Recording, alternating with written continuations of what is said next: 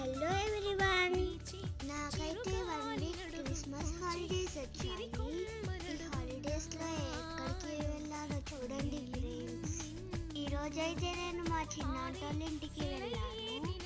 ఎందుకంటే మా మనిషక్క మిన్నక్క హైదరాబాద్ నుండి వచ్చారు. నేనైతే వాళ్ళని కలవడానికి వెళ్ళాను. ఇక్కడైతే నాకు చాలా ఇష్టమైన స్వీట్ ప్రిపేర్ చేసుకున్నాము. అదైతే గులాబ్ జామున్. చూడడానికి చాలా యమ్మీగా కనిపిస్తున్నాయి కదా. దీనితో పాటు మా చిన్నంటి దోశలు కూడా వేసి ఇచ్చింది.